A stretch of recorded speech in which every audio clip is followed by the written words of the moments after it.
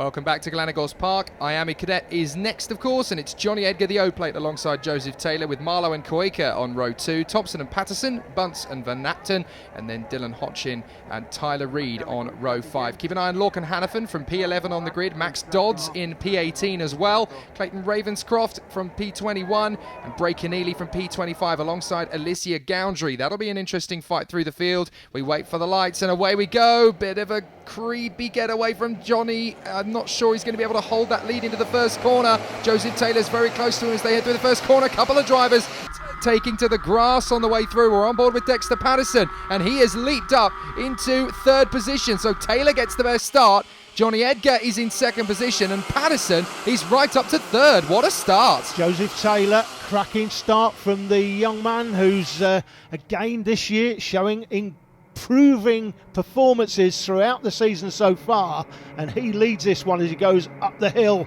into the compression complex. These three right-handers, that's the first one. Here's the second one. Edgar in close attendance, Patterson in behind.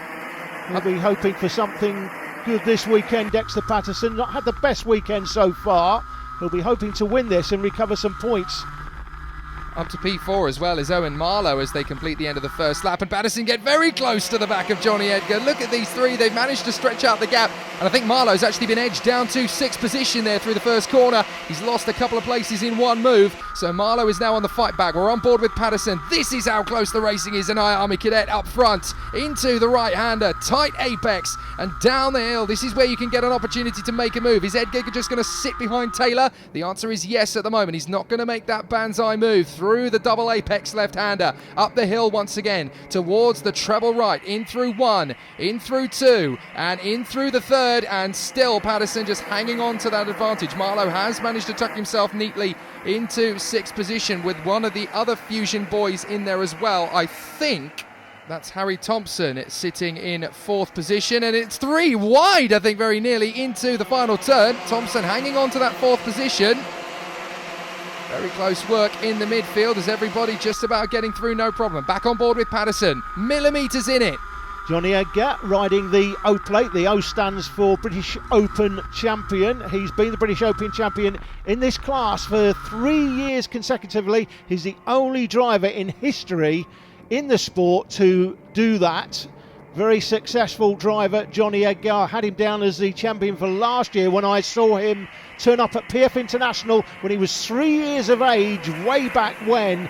I thought he would win the title last year, failed to do that, couldn't quite get it done, but he's looking to take it home this year. He is the championship leader.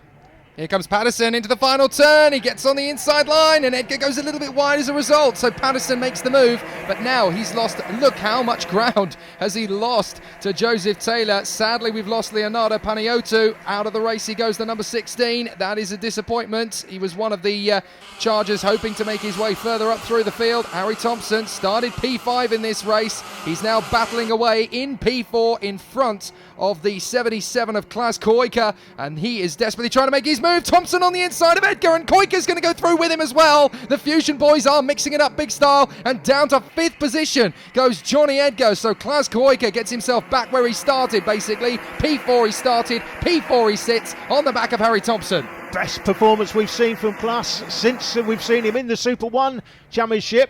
Fourth place at the moment. Can he go better?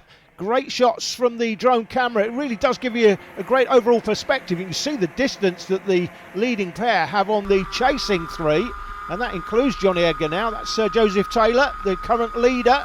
Joseph having a great day. Well, hang on. That's Dexter Patterson obviously having got right on his gearbox. A lap ago, there was about 6 kart lengths. Look how much time Patterson has made up as we ride on board with him. He's practically nudging the plate in front of him. This is brilliant work from Patterson, and already it looks as though Thompson has lost some ground now, losing at least 3 places. Here comes Patterson on the inside. Textbook overtaking move. Dives for the gap. Thank you very much indeed, sir. This is my lead now.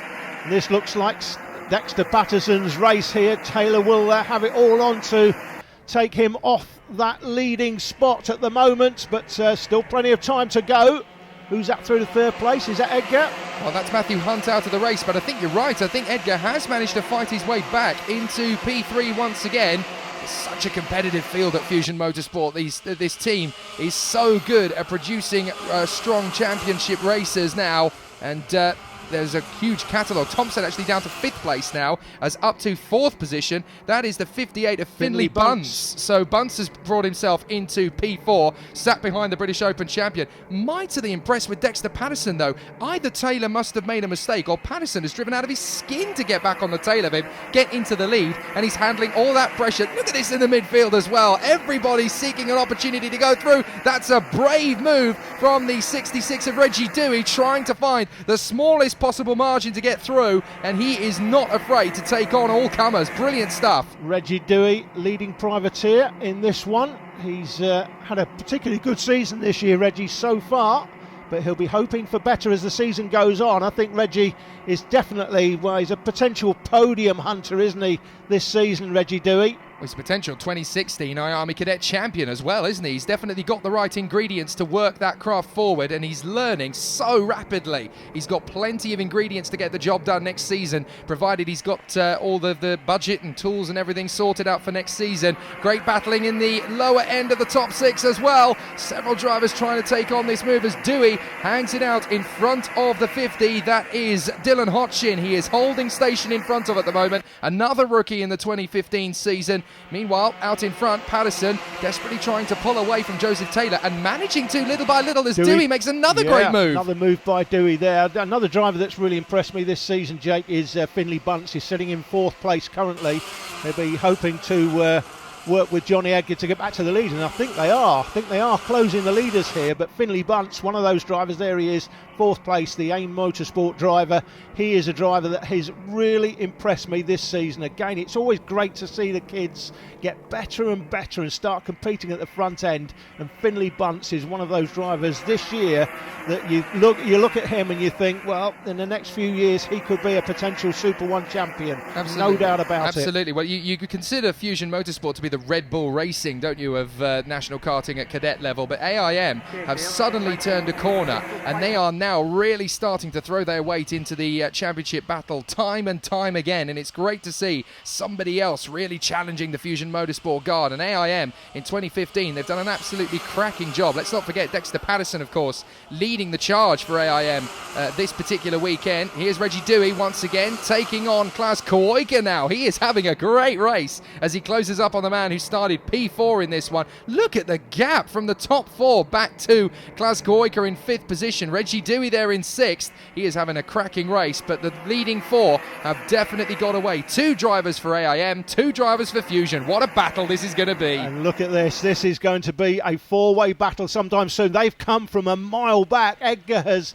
worked the gap. He's working with Finley Bunce in behind him, and it looks like the man there, Joseph Taylor, in 2nd place, just lost Dexter Patterson just slightly as the rest of the karts stream through down past the start-finish line and through turn 1. Now Thompson has fallen away from this battle, hasn't he? Harry Thompson, not quite sure what's happened to him. I think he's got caught up in a couple of moments where he's not really been able to get the best advantage through 1 or 2 overtaking moves against him, so it's cost him so much time. And look at that. Any driver in that 5th position battle now, that's all they're really competing for. The top 4 have well and truly left them for dead. And here we go. Edgar and Bunce once again working to close in on Patterson and Taylor. Edgar in 3rd position knows what it's like to win a TV final. Finley Bunce doesn't yet, but you have to say the man sitting in 4th position right now has a great opportunity here. He could get his first TV final win here today. Yeah, he's looking for a podium, but to be honest, Jake, I think you're right. He could be looking for more than that, to be fair. He's definitely a televised final Super 1 winner at some point, and look at this. Well, it's a 4-way battle now. Did you see Joseph Taylor? He looked behind him and suddenly went, blimey, they're right on our tail. We need to get a move on here. And now, all of a sudden, he is the man under pressure. Edgar down the inside, he got him, he has, and Bunce goes with him. Classic karting move, and Edgar now is right on the back of Dexter Patterson. He's come from a mile back, as has Finley Bunce. They've worked together to squeeze that gap, and here we are.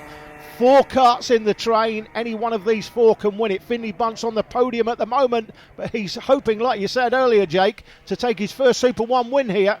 Patterson, Edgar, Bunce, Taylor. 5th position at the moment is Brandon Martland. He started down in 32nd. He's up to 5th in front of Hodgkin, Koika and Dewey, with Dimitrov 9th, Keneally 10th and Harry Thompson down into 11th position. Things not going his way. Up the inside comes Edgar. He's going to take on Patterson. Bunce is going to get through as well. And if Taylor's got the process, he's going to get through as well. Patterson down from 1st to 4th. Edgar leads. Bunce in 2nd. Taylor is 3rd, and we're on board with Dexter Patterson from 1st to 4th in a heartbeat. Now the battle is really going to get started. Bunce has managed to get himself up into P2. He's on the back of Johnny Edgar, but he's got big pressure from Joseph Taylor. The order has once again changed in an instant. Classic karting move there. The leader goes from 1st to 4th in one corner as the karts just follow each other through, put their nose cones on the rear bumper of the kart in front and just go through with them. And the man on the outside just got nowhere to go. Brandon Martland, Jake, 5th place. What's going on there? He was so far down, never even made the grid capture. we only show the top 30. He started P32 and he's up to 5th. What a fantastic drive by the young man from Carnforth in Lancashire, and the defending has started, Jake. Yes, indeed, and Bunce has already started signalling the 2 chaps behind. Come on, we need to get this guy, and he is working hard. Patterson has already made up the time onto the back of Joseph Taylor, and Taylor is closing up on Bunce as Bunce closes up on Edgar. It's any one of these 4 drivers who can take the victory, and I don't think this order is going to stay the way it is for long. Bunce has got Taylor literally nudging his bumper through the apex there, nothing malicious. It's just great racing. Bunce has made the jump to go for it, and that's opened the door for Taylor. Now Patterson's on the inside of Bunce and he goes through. The teammates almost colliding, both teams there, as Taylor is now right on the back of Edgar. Patterson is on the back of both of them, and he's actually having to change lines to find a dynamic way to get through. He almost manages to make the switch onto the inside of Taylor. Great driving from Patterson. 1.5 laps remaining as they turn left-handed down the hill for the penultimate time. Patterson looking for the outside line. That's going to give Bunce the inside line, and Bunce helps himself to 3rd place. Patterson drops back to 4th. He's got it all to do again up through the compression complex. That's the 1st right-hander, the 2nd right-hander, the 3rd right-hander. That's compression. That's the complex. Into the devil's elbow now. Left-handed. Here's the rib cruncher. Boom! The track drops away there, right onto your ribs on the left-hand side. And as they cross the line this time, Jake, 1 to go. I don't believe how close this is as a battle between these 4. These are the 2 top teams in IAME Cadet, with 2 of their star racers having an absolutely cracking encounter. Johnny Edgar, the fastest man over 1 lap, but is it going to be enough to hold on to the victory as Patterson swarms around the outside of his teammate Finley Bunce and gets an amazing switchback? He's got the speed. Has he got the right line? Hodgkin is, of course, the leading rookie at the moment. They almost go 3 wide as Martland is, of course, still the man on fire in 5th position behind all this. But still, Taylor is having to defend valiantly to keep Bunce and Patterson behind. I think Johnny Edgar might have enough here. Up the inside comes Patterson. He's going to take on his teammate. They almost barge wheels. Patterson holds onto that 3rd position. Great overtake at the right time. And Edgar is going to get held out by a back marker. Is he? No, he's not quite. He is going to be able to hang on for this one. It's Fusion, AIM, but it's Johnny Edgar, critically, who hangs on for the victory. The championship leader extends his advantage out in front after a cracking 4-way scrap. Johnny Edgar gets the victory from Joseph Taylor. Patterson and Bunce make up 3 places apiece. Brandon Martland, though, 27 places through the field in front of Dylan Hodgkin, Klas Koika, Reggie Dewey, another hard charger, Bray Keneally, and Maxwell Dodds rounding out the top 10. Some cracking drives through the field from Brandon Martland and Bray Keneally. Dylan Hodgkin, the leading rookie in fine style, but Johnny Edgar is the winner at Glenagors Park. Johnny, tricky start to the weekend for you, but it all come good in the end. Yeah, first final I won, and the second one, Joseph and Dexter got a bit of a gap, and then me and Finley managed to push back up to them. And then I got in the lead and had to defend a tiny bit. And then I just managed to hold them off. And I'd just like to thank Fusion Motorsport, Craig Boyd, Gary Byatt and everyone else that's helped me. And just like that, he's off. Minimax coming up next in part 3. Expect the action to be just as close, if not closer.